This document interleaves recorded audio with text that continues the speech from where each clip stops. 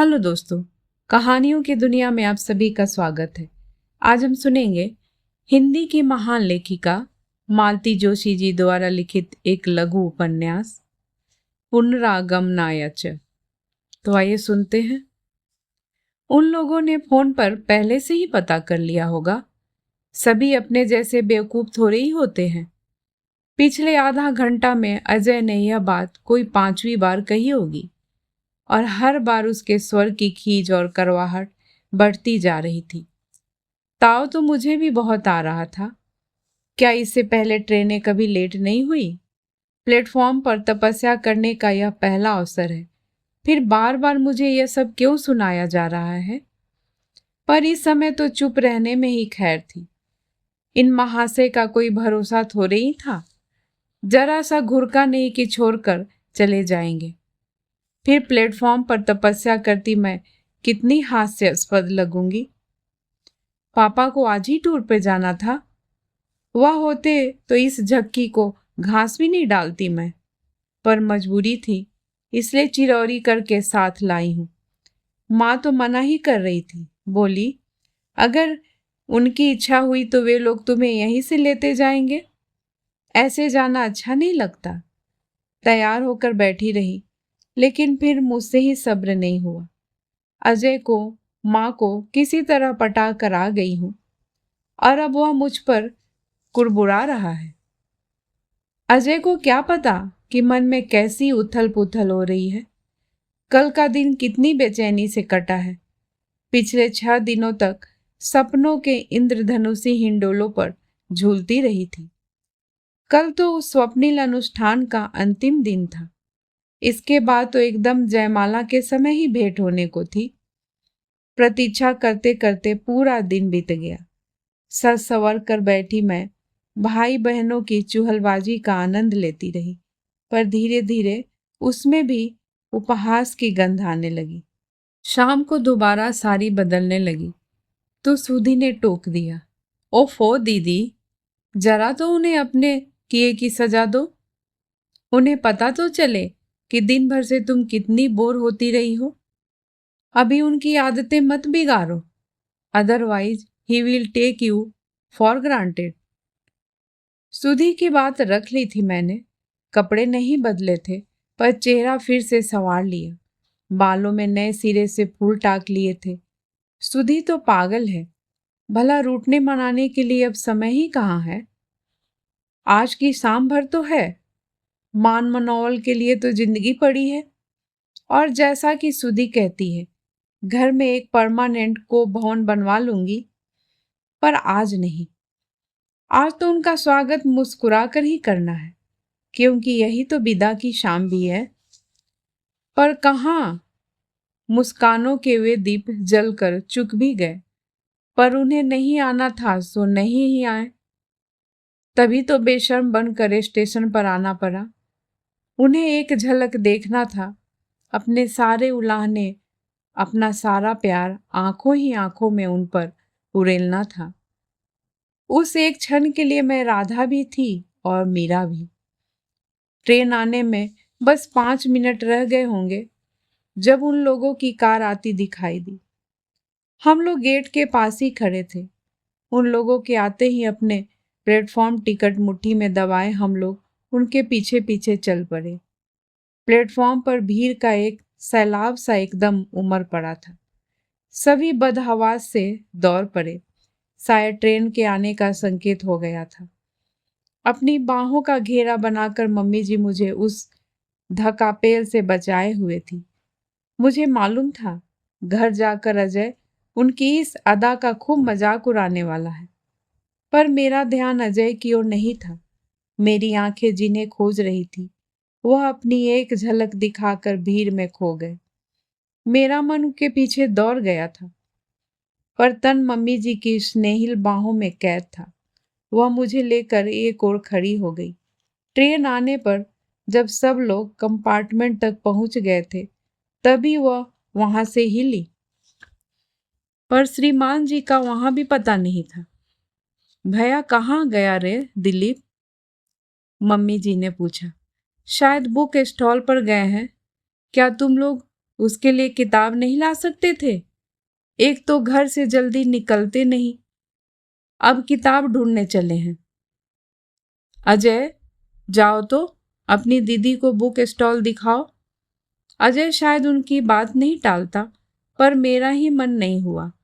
अगर उन्हें उत्सुकता नहीं है तो मेरी ही क्या अटकी पड़ी है। दूसरे ही क्षण सोचा, शायद मेरे लिए यह संकेत है, पर इस ऊहापोह से ही ट्रेन ने हॉर्न दे दिया।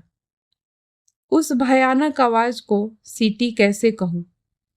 वह भागते हुए आए, मम्मी डैडी के पैर छुए, शैलदा से गले मिले, दिलीप दीनू की पीठ थपथपाई, अजय से हाथ मिलाया और चलती ट्रेन में चढ़ गए। उनके लिए मैं जैसे वहां थी ही नहीं। कोई चौथा पत्र फाड़ कर मैं फिर हाथ पर हाथ रख धरे बैठी हुई थी। मन में हजार बातें थी, पर कागज पर आते ही सब कुछ अर्थहीन हुआ जा रहा था। कोई लिखे भी तो कैसे, और किसे लिखे? अभी 10 दिन पहले तक जिसका नाम भर सुना था, वही व्यक्ति सप्ताह भर में कितना अपना हो गया था, जैसे युग युगों की पहचान हो। और फिर वही आज शाम प्लेटफॉर्म पर कितना अजनबी बन गया। अजीब असमंजस था। ए दीदी, सुधी ने मुझे चौंका दिया। सो जाओ अब, सुबह जरा तरोताजा होकर लिखना। इस स्पीड से कागज फाड़ती रही तो नेपा मिल की स्पेशल टेंडर भेजना पड़ेगा। तुम क्या अब तक जाग रही हो? तुम्हारी खटर पटर सोने दे तब ना। चुपचाप कागज कलम समेट कर अपने बिस्तर पर जाकर लेट रही। छी, क्या घर है, अपना कहने को एक कमरा भी नहीं कि कोई आजादी के साथ लिख पढ़ सके। अच्छा हुआ जो यह बात सुधी के कानों तक नहीं पहुंची, नहीं तो फौरन कहती, थोड़े दिन और सब्र कर लो रानी जी, फिर कमरा तो क्या, पूरा सूट आपके नाम होगा, और मद्रास में तो पूरा का पूरा फ्लैट। वह दुष्ट अब भी चुप थोड़े ही थी, कह रही थी, यह खराब बात है दीदी, भला आप उन्हें खत क्यों लिखेंगी? पहले वहां से आने दीजिए, भाई कायदा तो यही कहता है। वह और भी कुछ कुछ बकती रही, पर मैं नींद का स्वांग भरे चुपचाप लेटी रही। पता नहीं क्यों आज उसकी छेड़खानी अच्छी नहीं लग रही थी। 5-6 दिन उत्सुक प्रतीक्षा में बीत गए। कॉलेज से जब भी लौटती सबकी नजर बचाकर पहले लेटर बॉक्स खोलकर देखती, फिर भी दोनों शैतान मेरी चोरी पकड़ ही लेते। अजय चिढ़ाता, श्रीमान जी को ठिकाने पर पहुंचने तो दो पहले। सुधी कहती, समुद्री यात्रा में हर पड़ाव पर डाक की सुविधा होती है, दीपक जी चाहे तो हर स्टेशन से एक लेटर पोस्ट कर सकते हैं। अजय कहता, बेचारों के पास अपना पता भी तो नहीं है, क्या मम्मी जी के केयर ऑफ भेजेंगे? जानती थी वे लोग मेरी खिंचाई कर रहे हैं, फिर भी एक बार बेवकूफ़ों की तरह मैंने सांत्वना के घर से वहां फोन लगाया भी। उधर से डैडी की धीर गंभीर आवाज सुनते ही सकपका कर रिसीवर रख दिया। रॉन्ग नंबर कहने भर का भी साहस नहीं रहा। बाद में पछतावा भी हुआ। दिनेश को फोन पर बुलाकर उनका पता ही पूछ लेती। इतने दिन उनके साथ घूमती रही, पर उन स्वर्गीय क्षणों में पता पूछने जैसी साधारण बात का ध्यान ही न आया।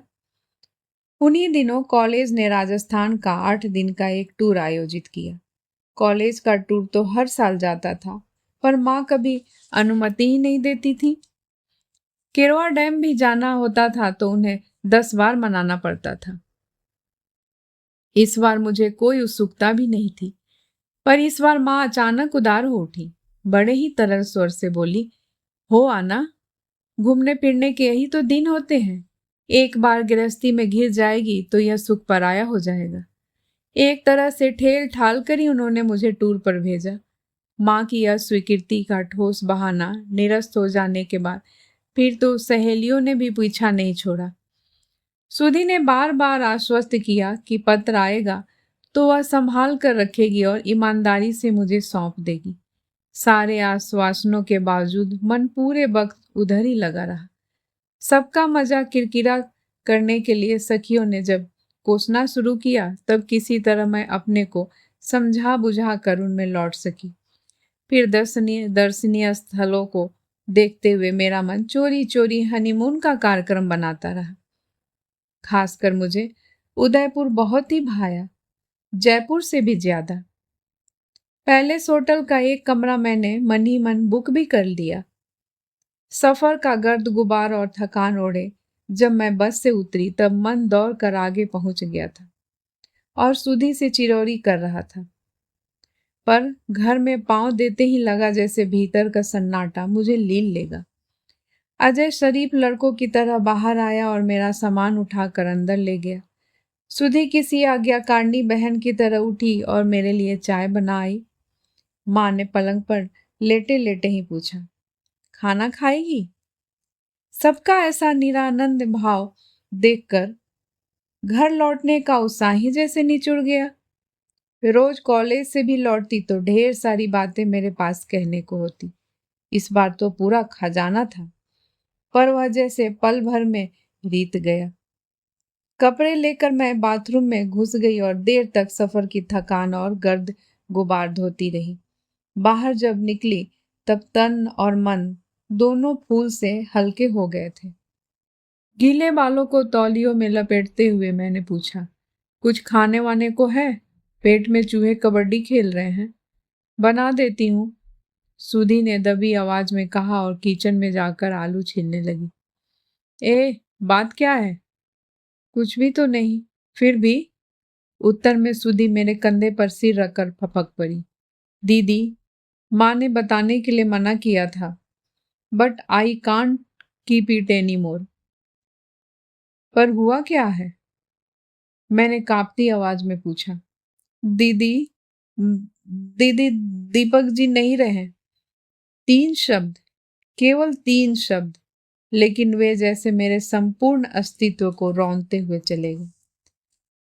मेरी चेतना के सारे तार एकदम झंझना कर बज उठे और बस इसके बाद सब कुछ एकदम शांत हो गया। होश जब आया तब मैं अपने बिस्तर पर लेटी हुई थी। मोहल्ले के डॉक्टर सिन्हा मेरी नब्ज पकड़े हुए थे।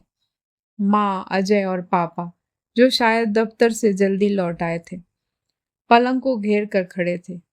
मुझे कुछ प्रकृतिस्थ होते देखा तो डॉक्टर सिन्हा उठ खड़े हो गए।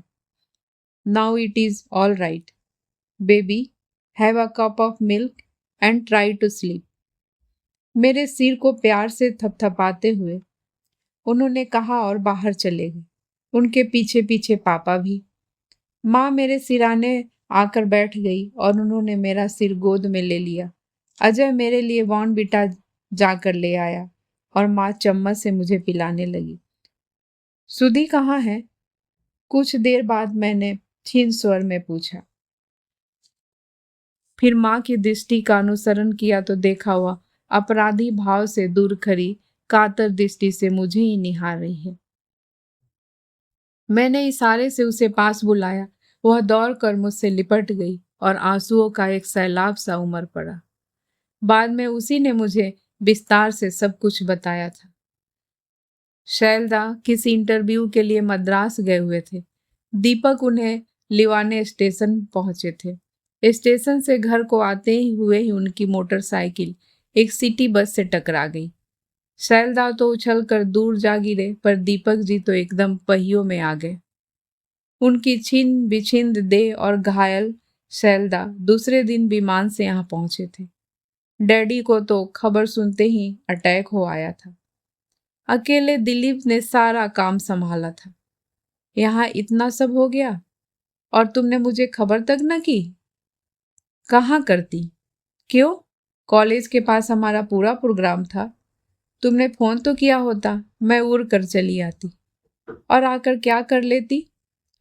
कोई भी क्या कर लेता है, पर जो अपना होता है वह तो दौड़ कर आता ही है।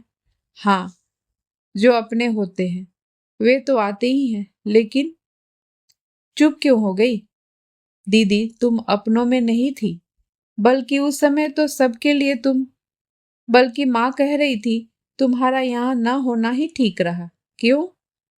वहां जो कुछ भी कहा सुना जा रहा था वह तुम सह नहीं पाती। कौन कह रहा था? लोग कह रहे थे। क्या कह रहे थे लोग? हिंदुस्तानी लोग ऐसे मौकों पर कैसी बातें करते हैं? पता तो है सारा दोस्त तुम्हारे मत्थे मढ़ रहे थे। मतलब मुझे अपशगुनी कह रहे थे? सुधी चुप हो गई। अभी कुछ दिन पहले तक मेरा पांव उस घर के लिए बहुत शुभ था, और आज मैं अपशगुनी करार दे दी गई। घटनाओं पर न तब मेरा वश था न आज है, पर नियति का भागी मुझे हर बार बनना पड़ा। जिस दिन मेरा रिश्ता गया था उस दिन डैडी ने एक महत्वपूर्ण मुकदमा जीता था। जिस दिन वे लोग मुझे देखने आए थे, दिलीप का पीजी के लिए सिलेक्शन हो गया था। सगाई वाले दिन ही सैलदा का रिजल्ट आया था और वह बैंक में प्रोबेशनरी अफसर बन गए थे। सबका मुंह मीठा कराते हुए डैडी ने कहा था, शैल है तो मेरी बहन का लड़का, पर बचपन से इसी घर में रहकर मेरे बच्चों के साथ ही पला बड़ा है। एक तरह से घर का ही लड़का है। बहू के भाग्य से आज उसकी भी मेहनत सफल हो गई। ऐसी सुलझनी बहू थी मैं, और आज एकदम अपशगुनी हो गई। सुधी ने बताया कि औरतें इतनी कठोर शब्दों में मेरी भर्त्सना कर रही थी कि माँ का कलेजा छलनी हो गया। दोबारा वहां जाने की हिम्मत नहीं पड़ी, और फिर जरूरत ही क्या थी। रिश्ता जो था वह अपने आप ही टूट गया था। कितनी आसानी से सबने इस कटु सत्य को स्वीकार कर लिया था। काश मैं भी उतनी आसानी से सब कुछ भूल पाती, मन के कागज को फिर से कोरा कर लेती। दिवाली आई और चली गई। एक दीपक के बुझते ही सारे दीप मेरे लिए अर्थहीन हो उठे थे। हाँ, घर का वातावरण धीरे धीरे सामान्य हो चला था। मिलने जुलने वाले पहले की तरह आने लगे थे। इस दुर्घटना की चर्चा भी अब पहले की तरह फुसफुसा कर नहीं होती थी, बल्कि कुछ लोग तो माँ पापा को बधाई भी देने लगे। चलिए, ईश्वर को यही मंजूर था तो यही सही। आप तो इस बात की खैर मनाइए कि भला बुरा जो भी होना था शादी से पहले ही हो गया, नहीं तो लड़की की जिंदगी तबाह हो जाती। जैसे तबाह होने में अभी कोई कसर बाकी थी। मुझे उन लोगों की बुद्धि पर तरस आता, हर बात का बस व्यवहारिक पक्ष ही देखते। भावनाओं का तो उनके लिए जैसे कोई अस्तित्व ही नहीं था। माँ भी तो कभी कभी कैसी अजीब बातें करने लगती। उन दिनों मैंने कॉलेज जाना छोड़ दिया था। दोपहर में पूरे घर में मैं और माँ बस दोनों ही होते थे। तब माँ से कैसा तो डर सा लगने लगता। एक दिन पूछा, निधि, तुम लोग कहाँ कहाँ घूमने जाते थे? हम लोग कहाँ कहाँ नहीं गए थे माँ, सातों आसमान की सैर कर आए थे हम लोग। तुम्हें बहुत सारे लोग देखते होंगे ना? शायद यहाँ होशी किसे था? यह सब क्यों पूछ रही हो माँ? डर लगता है रे, कल को कहीं बात चले तो इन्हीं बातों का बतंगड़ न बन जाए। अब शगुन का एक ठप्पा वैसे ही लग चुका है। तुम क्या दोबारा मेरी शादी के लिए सोच रही हो माँ? दोबारा से क्या मतलब? शादी तो पहली ही बार होगी। सच तो है, शादी तो पहली ही बार ही होगी। और मेरे साथ जो घट गया वह क्या था? केवल एक दुख स्वप्न? निधि, माँ एक दिन पास आकर बैठ गई। निधि, एक बात पूछनी थी रे। कौन सी माँ? तुम लोग, मेरा मतलब है तुम और दीपक। और माँ चुप हो गई। पूरी बात कहो ना माँ। मैं और दीपक? मेरा मतलब है तुम लोग किस सीमा तक बढ़ गए थे? मैंने माँ की ओर देखा, प्रश्न पूछकर जैसे वह खुद ही संकोच से गर गई थी। उसी समय पोस्टमैन ने आवाज दी और वह जैसे जान छुड़ाकर भाग खड़ी हुई। माँ के प्रश्न का क्या उत्तर था मेरे पास? कैसे कहती कि माँ, सीमाएं तो सारी कब की टूट चुकी थी। वहां तो प्रणय का सार्वभौम साम्राज्य स्थापित हो चुका था। माँ के भयाकुल मन को भली भांति पढ़ सकती थी मैं। हम लोगों के उस स्वच्छंद विचरण का उन्होंने शुरू से विरोध किया था, पर पापा ने ही उन्हें डपट दिया था। बोले थे, इस तरह मना करना उन लोगों पर अविश्वास करने जैसा होगा। आखिर उसके भी माँ बाप हैं, पर वे लड़के के माँ बाप हैं। उसे क्या फर्क पड़ता है? सगाई के बाद अब तो निधि भी एक तरह से उनकी ही हो गई है। अब जिम्मेदारी सिर्फ हमारी ही नहीं उनकी भी है। पर माँ का मन फिर भी आशंकित ही रहा। पहले दिन हमारे साथ सुधी को भेजा गया था, दूसरे दिन उसने साफ मना कर दिया। तो किसी तरह अजय को तैयार किया गया, लेकिन पापा ने ही एक अध्यादेश जारी कर उस सारी व्यवस्था को निरस्त कर दिया। बोले, लड़का 2 साल विदेश रहकर आया है, यहाँ भी खुले वातावरण में पला है। तुम्हारी दकियानुसी से बिफर गया तो सारे किए कराए पर पानी फिर जाएगा। उस दिन हम लोग अकेले ही गए थे। घूम घाम कर लौटे तो रात के 11 बज रहे थे। तब पापा ने बड़े प्यार से दीपक को समझाया था, देखो बेटे, शहर का माहौल कुछ ठीक नहीं है। तुम लोग देर तक बाहर रहते हो तो निधि की माँ को टेंशन हो जाता है। You know, she is very nervous by nature. मुझे लेकर माँ उन दिनों तनाव में ही जी रही थी। अब इस हादसे के बाद वह फिर तनाव से घिर गई थी। कई काल्पनिक भय उन्हें घेर कर बैठ गए थे। दिन भर वह मेरे इर्द गिर्द मंडराती रहती, कुरेद कुरेद कर ऊट पटांग प्रश्न पूछती रहती। उनकी ममता एक संभाव्य खतरे से आतंकित थी, इसलिए छटपटा रही थी। माँ का वह भय निर्मूल नहीं था। बहुत जल्दी इसका पता लग गया और पल भर को जैसे मेरी चेतना ही लुप्त हो गई। फिर बहुत साहस करके मैंने यह कुसंवाद सुधी की मार्फत माँ तक पहुंचाया। मुझे लगा था माँ सुनते ही बेहोश हो जाएगी या चीख पुकार मचाकर सारा घर सिर पर उठा लेगी, मुझे कोसेगी, अपनी किस्मत की रोएगी और भी जाने क्या क्या। पर ऐसा कुछ नहीं हुआ। घर का वातावरण वैसा ही शांत बना रहा। एक बुलबुला भी नहीं फूटा और मैंने स्वस्ति की सांस ली। इसका अर्थ था माँ ने इस आघात के लिए अपने आप को तैयार कर लिया था। 24 घंटे शांति से निकल गए। दूसरे दिन सुबह माँ ने सहज स्वर से कहा, निधि, सूटकेस तैयार कर लिया? 12:30 की गाड़ी है। कौन सी गाड़ी? पठानकोट एक्सप्रेस। हम लोग नासिक जा रहे हैं, प्रभा मौसी के पास। क्यों? अब इस क्यों का भी कोई जवाब है? माँ ने खींच कर कहा। फिर दूसरे ही क्षण बोली, एक बार प्रभा मौसी को ठीक से दिखा लेते हैं। यदि ऐसा वैसा कुछ हुआ तो वहीं रफा दफा कर देंगे। किसी को कानो कान खबर भी नहीं होगी। घर के डॉक्टर का यही तो फायदा है। मुझे लगा किसी ने दहकती सलाखों से मेरी कोख दाग दी हो। जैसे। माँ, मैंने कांपती आवाज में कहा, मुझे कहीं नहीं जाना है। और मैं एकदम पलट कर कमरे से बाहर निकल आई। माँ पहले तो फटी फटी आंखों से मुझे देखती रह गई। फिर उन्होंने दौड़ कर मेरा रास्ता रोक लिया और पूछा, नहीं जाना है मतलब? मतलब क्या होगा? बस नहीं जाना है तो यह कहो ना कि यहीं बैठकर सबके मुंह पर कालिक पोतनी है। यह कहते हुए माँ का चेहरा इतना विकृत हो गया कि पल भर को लगा वह माँ है ही नहीं, दूसरी ही कोई औरत है। पर तुरंत ही उन्होंने अपने आवेश पर काबू पा लिया और पूर्वतः दुलारते हुए कहा, जिद नहीं करते बेटा, अभी ज्यादा देर नहीं हुई है, सब आसानी से सुलझ जाएगा। ऐसा ना हो कि एक गलती सारी जिंदगी को नासूर बना दे।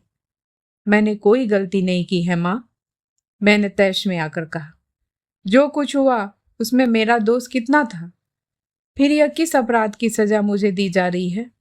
दोष तुम्हारा नहीं था बेटे, तुम्हारी उम्र का था। तुमने कोई गलती नहीं की। कसूरवार तो हम लोग हैं जो इतनी छूट दिए रहे।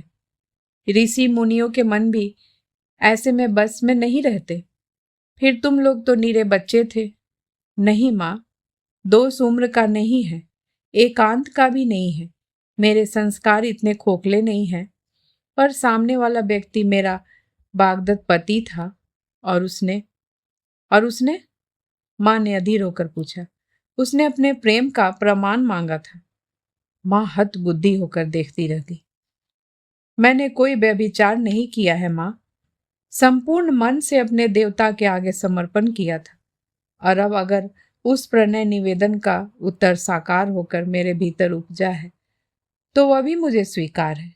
मैं उसे प्रसाद समझकर ग्रहण करूंगी। किसी को उसके साथ खिलवाड़ नहीं करने दूंगी। नासी के टिकट लौटा दिए गए थे, पर मैं जानती थी कि यही अंत नहीं था, बल्कि यह तो शुरुआत थी एक अनहोनी संघर्ष का। श्री गणेश था। माँ एकदम चुप हो गई थी। पता नहीं चल रहा था कि वह मुझसे तटस्थ है या रुष्ट है। सुधी मुझसे कटने लगी थी और मैं पापा से कतराने लगी थी। इतना सब हो जाने के बाद उनके सामने निकलना दुभर लगता था। अपने ही घर में अपने ही आत्मीय स्वजनों के बीच में अकेली पड़ गई थी। इस एकांतवास से घबराकर मैंने एक दिन अचानक सांत्वना के घर की राह ली। जैसा कि मेरा अनुमान था, वह घर पर नहीं थी। उतनी बड़ी कोठी में आंटी अकेली थी। मुझे देखते ही उनके चेहरे पर विस्मय और करुणा के भाव तैर गए। आंटी, जरा फोन करूंगी, मैंने कहा और उनकी स्वीकृति की प्रतीक्षा किए बिना अंकल की स्टडी में चली गई। जब मैंने कमरे की दरवाजा धीरे से बंद किया, तभी वह उसी विस्मित मुद्रा में मुझे देखती रही। डायल करते हुए मेरे हाथ कांप रहे थे। बहुत हिम्मत जुटाकर आई थी, पर जैसे ही उधर से हेलो की आवाज आई, मेरी जीभ तालू से चिपक गई। घबराहट में यह भान न रहा कि यह वही आवाज है जिसकी तलाश में यहाँ तक आई हूँ। हेलो, उधर से दोबारा आवाज आई। मिसेस प्रसाद स्पीकिंग। और मैंने अपनी सारी शक्ति बटोर कर कह डाला, मम्मी जी, मैं निधि बोल रही हूँ। अब सन्नाटा छलांग लगाकर उस ओर पहुंच गया। रिसीवर से कान लगाए जैसे मैं अपनी ही धड़कन गिनती रही। बड़ी देर बाद उधर से थकी सी बुझी सी आवाज आई, कहो। उस स्वर में कोई आग्रह नहीं था, निमंत्रण नहीं था, बल्कि एक बेजारी सी थी। पर मेरा नाम सुनने के बाद भी वह रिसीवर लिए खड़ी रही। मेरे लिए यही बहुत था। अपनी सारी व्यग्रता, आकुलता स्वर में उड़ेल कर मैंने कहा, मम्मी जी, आपसे बहुत जरूरी बात करनी है, अकेले में। बताइए, कब मिलेंगी, कहाँ मिलेंगी? वह फिर कुछ देर तक चुप रही, शायद सोच रही हो। न्यायालय में निर्णय की प्रतीक्षा में खड़े अभियुक्त की तरह सांस खींचे रही।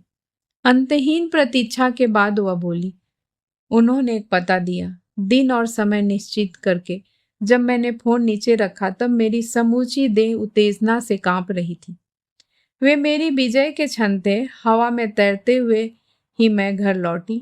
सुधी बरामदे में बैठी कुछ पढ़ रही थी। पदचाप सुनकर उसने सिर उठाया और फिर पुस्तक में डूब गई। और कोई दिन होता तो मैं दौड़कर उससे लिपट जाती, अपनी कारगुजारी बयां करती, पर हम दोनों के बीच की अंतरंगता पता नहीं क्यों एकदम बिला गई। मैं भी चुपचाप उसके पास से गुजर गई। अपने कमरे में बैठकर अपनी खुशी अकेले ही पीती रही, अपने संशय अपने आप ही बुनती रही। फोन पर मम्मी जी की थकी बुझी आवाज से ही परिचय हुआ था। प्रत्यक्ष देखा तो लगा मूर्ति मंत करुणा मेरे सामने खड़ी है। मेरी स्मृति में बड़े गरिमामय संपन्न व्यक्तित्व की वह छाया भर रह गई थी। मुझे देखते ही उन्होंने अंक में भर लिया। लगा जैसे इस स्नेहिल स्पर्श के लिए जाने कब से तरस गई हूँ। मैं उनके कंधे पर सिर रखे सुबकती रही और वह मेरे सिर पर, पीठ पर हाथ फेरती रही। एक ही दुख में बंधी हुई दो आत्माएं एक दूसरे को सांत्वना देती रही। सारा घर सन्नाटे में डूबा हुआ था। मेरे लिए दरवाजा खोलकर मम्मी जी की सखी भी पता नहीं कहाँ अंतर ध्यान हो गई थी। उस नीरव एकांत में बस हमारी सिसकियों की आवाज ही गूंज रही थी। पता नहीं कितनी देर बाद मुझे चेत हुआ। उनसे कुछ हट कर बैठते हुए मैंने कहा, मम्मी जी, एक जरूरी बात थी, फोन पर बतलाना मुश्किल था, इसलिए। मुझे मालूम है। क्या? वही जो तुम कहने आई हो। आपको किसने बताया? तुम्हारी माँ ने। माँ आपसे मिली थी? हाँ, खास तौर से मिलने आई थी। बहुत कुछ सुना कर गई है। Oh no. मैं उन्हें दोष नहीं देती निधि। उनकी जगह मैं होती तो शायद इससे भी ज्यादा बावेला मचाती। गलती हम लोगों की ही थी, बल्कि मेरी ही थी। जिस विश्वास से उन लोगों ने बिटिया हमें सौंपी थी, उस विश्वास की रक्षा न हो सकी। अब मरने वाले के लिए क्या कहूँ? शायद मेरे संस्कारों में ही कहीं खोट रह गई होगी। उनकी वह पश्चातापद वाणी मुझसे और नहीं सुनी गई। उनके मुंह पर हाथ रखकर मैंने कहा, प्लीज मम्मी जी, उनके लिए कुछ मत कहिए। संस्कार इसमें कहाँ आते हैं? क्या मेरी माँ ने मुझे कोरा ही गढ़ा था? शायद वह जाना हम लोगों की नियति थी। वह गए। हाँ, और उसने भी यह थोड़े ही सोचा होगा कि ऐसा कुछ हो जाएगा। बोलते बोलते उनका कंठ बीच में ही अवरुद्ध हो गया। पहले कभी उन क्षणों के बारे में सोचती थी तो लज्जा और ग्लानि से भर उठती थी, पर उस दिन वह दारुण समाचार सुना तो होश आने पर सबसे पहले अपने को धन्यवाद दिया। कितना अच्छा हुआ कि मैंने उनकी इच्छा का अनादर नहीं किया, नहीं तो यह शूल मुझे उम्र भर सालता रहता। पता नहीं क्या सोचकर मम्मी जी ने मुझे खींचकर गले से लगा लिया। शायद अपने दिवंगत पुत्र की ओर से कृतज्ञता व्यक्त कर रही थी। मम्मी जी, उनकी भावनाओं का दामन थाम कर मैंने कहा, मैं आपके दीपक का अंश लेकर आपके पास आई हूं। किसी तरह इसे बचा लीजिए। एक बार वह धरती पर आ जाए फिर तो मैं तो 100 तूफानों का सामना कर लूंगी, लेकिन तब तक कोई मुझे चैन से जीने नहीं देगा। सब उसके पीछे हाथ धोकर पड़े हैं। जिंदगी बहुत बड़ी है बेटे, सिर्फ भावनाओं के सहारे उसे जिया नहीं जा सकता। तुम्हारे माँ बाप ठीक ही कहते हैं, जीने का अवलंब पास में हो तो आदमी कैसे भी जी लेता है। मम्मी जी, बहुत आशा से आपके पास आई थी, पर लगता है मेरा रास्ता अब मुझे ही खोजना होगा। आप भी उस खेमे में शामिल हो गई हैं। खैर, और मैं एकदम उठकर चल दी। मम्मी जी क्षीण स्वरों में पुकारती ही रह गई, पर मैंने पीछे मुड़कर देखा भी नहीं। घोर हताशा लिए ही मैंने घर में प्रवेश किया। दरवाजे में ही सुधी से सामना हो गया। कहाँ गई थी? उसने रूखे स्वर में पूछा। मैंने जवाब नहीं दिया तो वह मेरे पीछे पीछे कमरे में चली आई। सांत्वना के यहाँ तो नहीं थी तुम? मैं देख आई थी। जब मैं वहां गई ही नहीं तो होती कैसे? तुम्हारा जाना बेकार था। कम से कम बता कर तो जाया करो। हमें बेवकूफों की तरह इधर उधर दौड़ाया जाता है।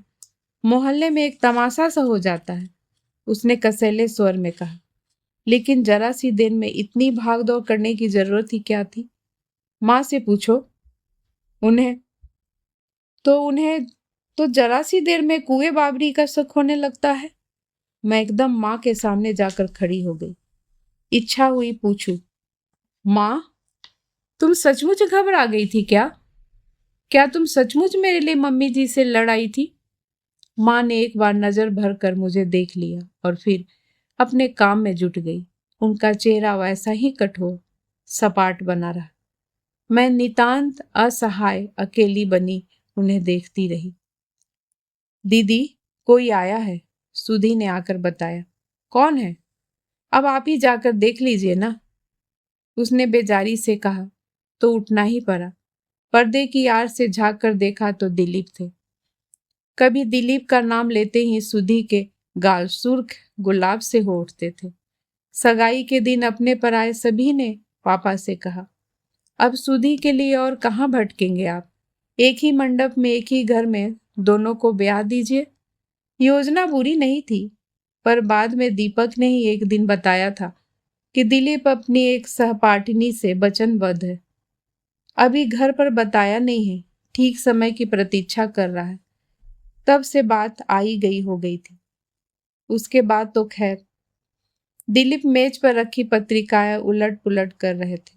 मेरी आहट पाते ही चौंके, खड़े होकर नमस्ते जी की और फिर बैठ गए। एक लंबा मौन हम दोनों के बीच पसर गया। बड़ी देर बाद उन्हें स्वर मिला, कैसी है? अच्छी हूं। फिर वही चुप्पी। वह बेमतलब कुर्सी पर आसन बदलते रहे। मैं कालीन का डिजाइन देखती रही। उन्होंने फिर साहस किया, एक जरूरी बात करनी थी। क्या? कहिए। थोड़ी सी प्राइवेसी मिल सकेगी? मेरा मतलब है, छत पर चलिए, मैंने कहा और एकदम उठकर चल दी। पर्दे से झांकती आंखों का और दीवार से लगे कानों का उनकी तरह मुझे भी एहसास हो गया था। छत पर एकदम एकांत था। गुनगुनी धूप थी। एक छोटी सी खटिया पड़ी थी जिस पर लेटकर माँ कभी कभी धूप सेक लिया करती थी। उनके लिए वह खटिया बिछाकर मैं मुंडेर पर बैठ गई। कहिए, मैंने कहा।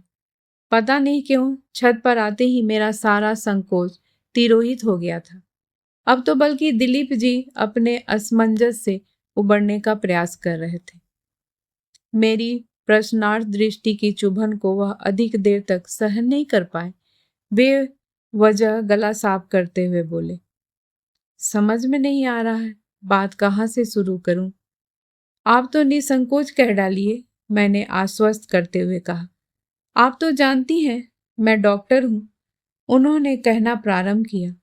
इस तरह के केसेस तो रोज ही देखने सुनने में आते हैं, पर जब अपना कोई इन्वॉल्वमेंट होता है। आभारी हूं कि आपने हमें अपना समझा। मेरी इस बात से वह एकदम अप्रतिभ हो उठे, फिर दूसरे ही क्षण एकदम तन कर बैठ गए। सोच लिया होगा कि इस तरह की ढीली ढाली मुद्रा से अब काम नहीं चलेगा। जैसे मुझे जताते हुए से बोले, देखिए, आज यहाँ मैं सिर्फ डॉक्टर की हैसियत से आया हूँ। सुना था आप परेशानी में हैं, इसलिए बताने आया था कि एक दो नर्सिंग होम मेरी जानकारी में है। वहाँ फीस भी माकूल लगेगी और प्राइवेसी का भी पूरा ध्यान रखा जाएगा। आप लोग पसंद करेंगे तो मैं खुद आपके साथ चला चलूंगा। क्या आप अपनी माँ के दूत बनकर आए हैं? मैंने पूछा। जी नहीं, मैं सिर्फ अपनी जिम्मेदारी पर ही आया हूँ। तो फिर मेरी बात सुन लीजिए। न मैं किसी परेशानी में हूँ, न मुझे उसे छुटकारा पाने की व्यग्रता है। वह कुछ कहने को हुए तो मैंने इशारे से उन्हें चुप करते हुए कहा, देखिए, आप एक डॉक्टर हैं, इसलिए मनुष्य के शरीर को भीतर बाहर से जान लेते हैं, पर उससे भी अंदर होता है एक मन। उसकी था आप लोगों को कभी नहीं मिल सकती। आप नहीं जानते कि औरत किस्तों में प्यार नहीं करती। अपने को जब भी देती है संपूर्ण रूप से देती है। मैंने भी केवल तन नहीं दिया, मन भी दिया है। मैंने कोई पाप नहीं किया, व्यभिचार नहीं किया, केवल प्यार किया है। उसके परिणाम को सहने की क्षमता मुझ में है। तुम्हारे स्वर्गवासी भाई का उपहार समझकर ही मैंने इसे स्वीकार किया है। मेरे इस लंबे वाक्य के बाद दिलीप कुछ क्षण चुप रहे, फिर बोले, निधि जी, डायलॉग तो आपने बहुत अच्छे दिए हैं, किसी नाटक या उपन्यास में बहुत अच्छी तरह फिट हो सकते हैं, पर जिंदगी नाटक या उपन्यास नहीं है, एक कड़वी सच्चाई है। आप जानती हैं, आपकी इस भावुकता को, जिद को सच्चाई का जामा पहनाने के लिए एक निरीह प्राणी की बलि दी जा रही है। किसकी? आपकी? नहीं, इतनी बड़ी बात मुझसे कहने की जुर्रत मम्मी नहीं कर सकती। उन्होंने तो वही तीर फेंका है जहां से वह जानती थी कि वूम रंग की तरह लौट कर नहीं आएगा। मतलब उन्होंने सैलदा से अनुरोध किया है कि वह आपके होने वाले बच्चे को अपना नाम दे। हाय, मम्मी जी ने मेरे लिए इतनी।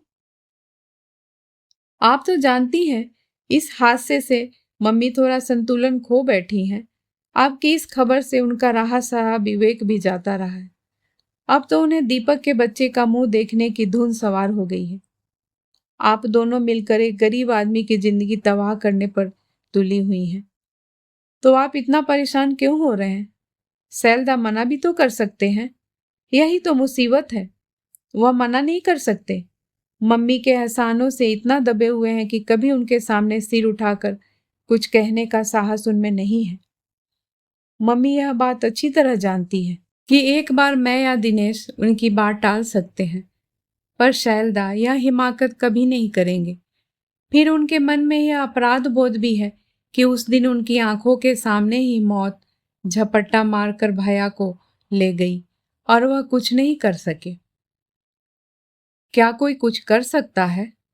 ठीक कह रही हैं आप, लेकिन जहां सभी लोग तर्क और विवेक को ताक पर रखे बैठे हों, वहां बात करना ही व्यर्थ है। उनके घर पर और लोग भी तो होंगे, वे मान जाएंगे। घर पर कौन है? मेरी बुआ भर है, 2 बहनें हैं जिनकी शादी होनी है। 40,000 की तुच्छ रकम के सहारे उनके मन को मोड़ने में कोई कठिनाई नहीं हुई। उन्हें केवल आपके अपशगुनी होने का डर था। मम्मी ने उन्हें समझा दिया कि शैलदा के लिए तो आप हमेशा ही शुभ रही हैं। सगाई के दिन ही उनका रिजल्ट निकला था। इतने बड़े एक्सीडेंट के बाद भी उनका बच निकलना इसी बात की ओर संकेत करता है। और वह मान गई? हाँ, वह मान गई हैं। दिलीप के जाने के बाद भी बड़ी देर तक मैं छत पर बैठी आसमान को ताकती रही।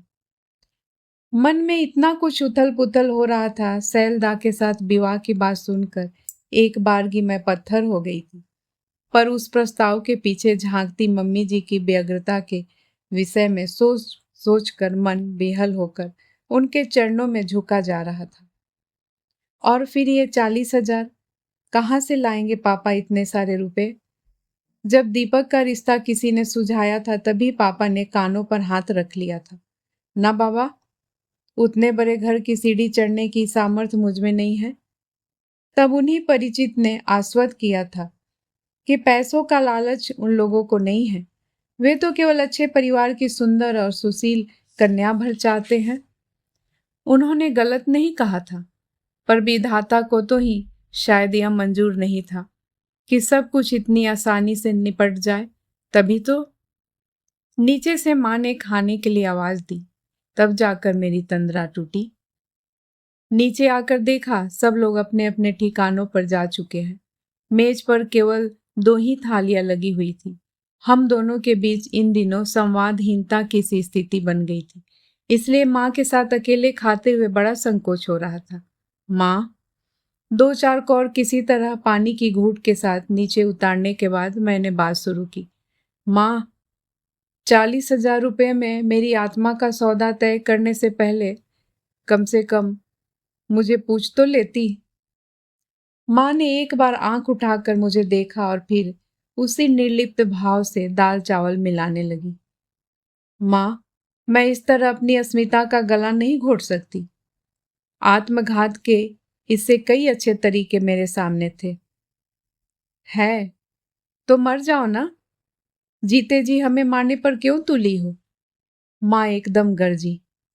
मैं हतबुद्धि सी उन्हें देखती रह गई। उनका चेहरा तमतमाया हुआ था, आंखों से आग बरस रही थी, नथुने फूले हुए थे। अपनी स्नेहमयी माँ का यह विकराल रूप देखकर मैं तो एक बारगी सहम सी गई। बात क्या करती, उनकी ओर देखने का भी मुझे साहस नहीं रहा। यह नहीं करेंगे, वह नहीं करेंगे, आखिर क्या करोगी? यह तो बताओ। तुम्हारी इस अनोखी जिद के लिए हम सब कुएं में कूद जाएं या फांसी लगा लें? कभी यह भी नहीं सोचा कि एक बहन और भी है घर में, कल को उसकी भी शादी होनी है। हम कौन सा मुंह लेकर लड़के वालों के दरवाजे पर जाएंगे? बताओ तो। उस बमबारी को सिर झुकाकर सह लिया मैंने।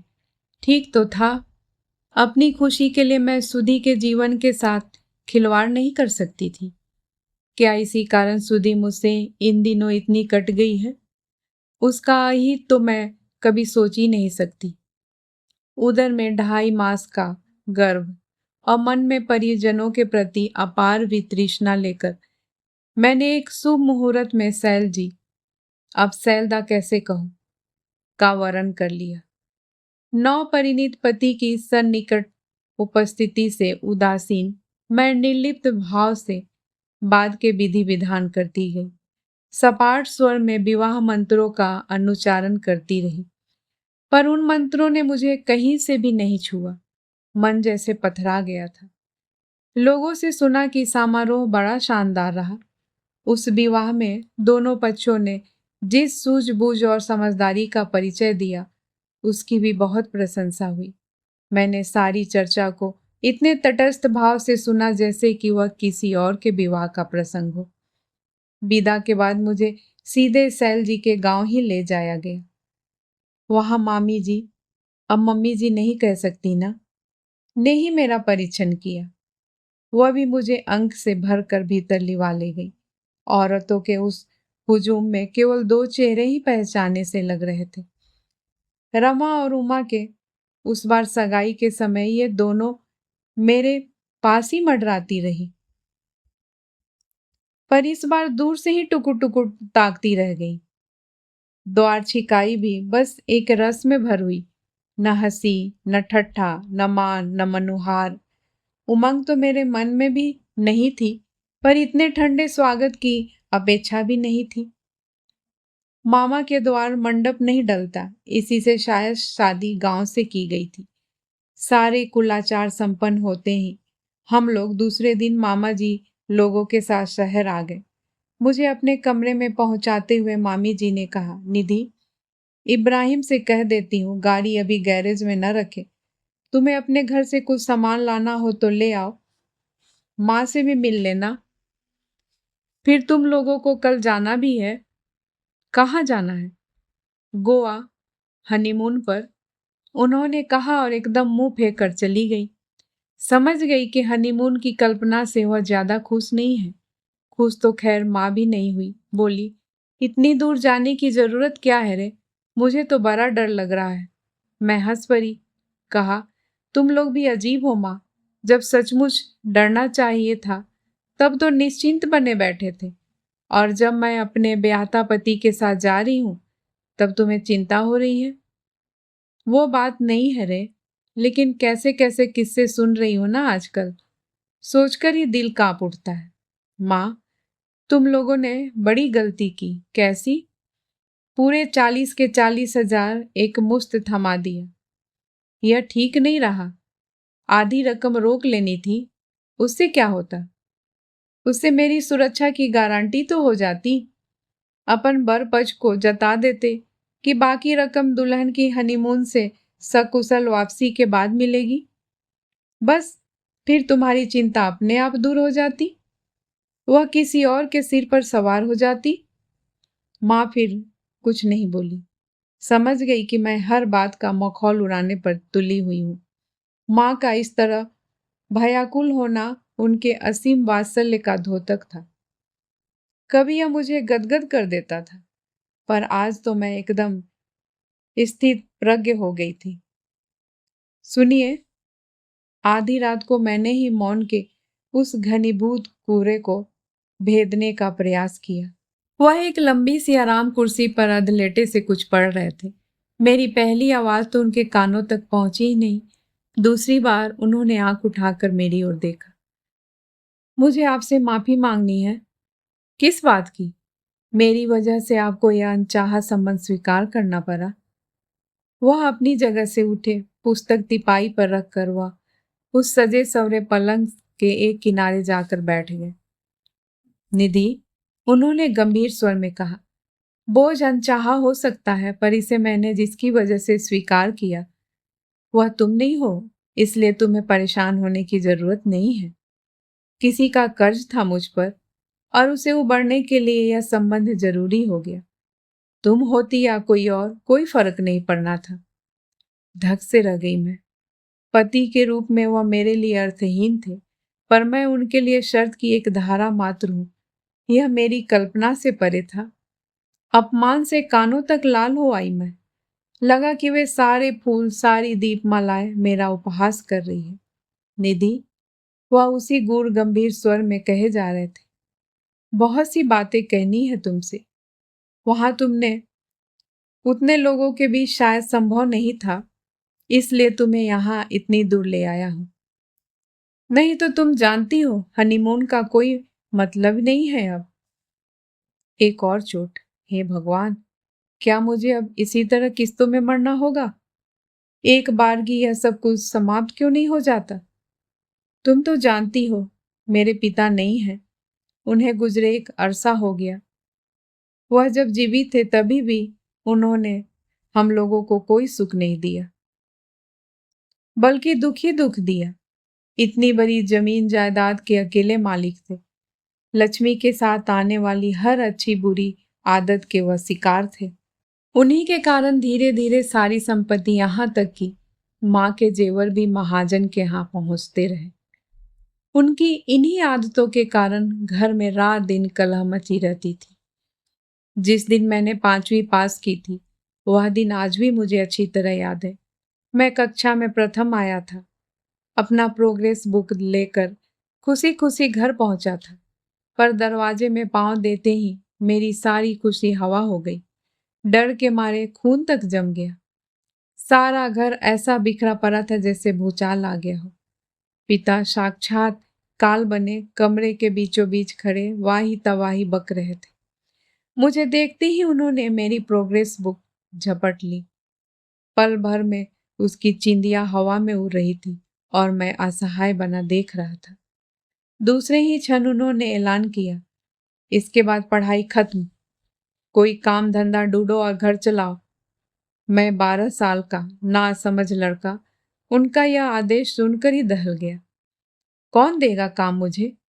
क्या सचमुच होटल में जाकर कप प्लेट ही धोनी होगी या स्टेशन पर बोझा उठाना होगा? जिस बात को लेकर इतना हंगामा मचा था, लाचार होकर माँ को वह माननी पड़ी। लड़कियों के कानों से सोने की बालियां निकालकर अम्मा ने उनके सामने फेंक दी। तब जाकर उनका रोष शांत हुआ। इस तरह सोने का वह आखिरी तार भी शराब की भेंट चढ़ने चला गया। उनके बाहर जाते ही अम्मा ने हम तीनों को साथ लिया, बस पकड़ी और मामा जी के दरवाजे आकर खड़ी हो गई। मुझे जबरदस्ती मामी की गोद में बिठाकर बोली, भौजी, आज से तुम्हारे 4 लड़के हुए। प्यार से या मार से, जैसे चाहो इसे आदमी बना दो। लड़कियों को तो मैं भूखी प्यासी रहकर भी पाल लूंगी, पर लड़का अगर बिगड़ गया तो मेरा बुढ़ापा भी खराब हो जाएगा। मामा जी ने उन दिनों वकालत शुरू की थी। ऐसी खासी आमदनी भी नहीं थी, पर मामी ने इस अतिरिक्त भार को खुशी खुशी स्वीकार किया। मुझे माँ का सा प्यार दुलार दिया। कभी अम्मा की याद नहीं आने दी। कभी मुझ में और अपने बच्चों में फर्क नहीं किया।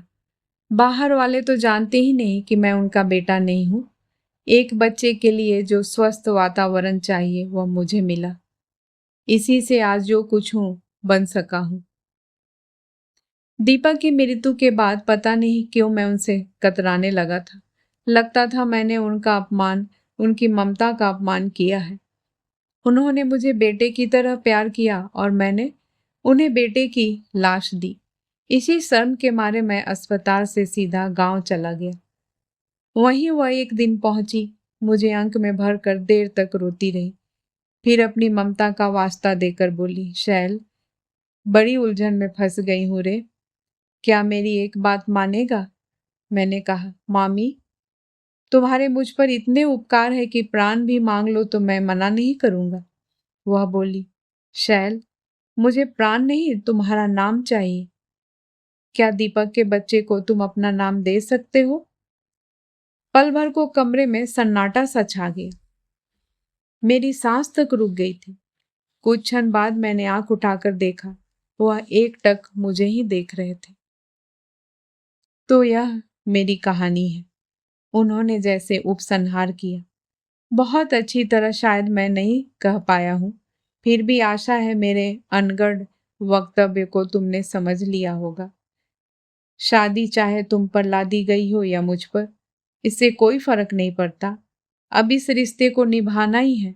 कम से कम कुछ दिनों तक तो यह नाटक करना ही है। अपना मोड ऑफ कॉन्डक्ट क्या हो, यही तय करने के लिए तुम्हें इतनी दूर ले आया हूं। तुम जैसा चाहोगी वैसा ही होगा।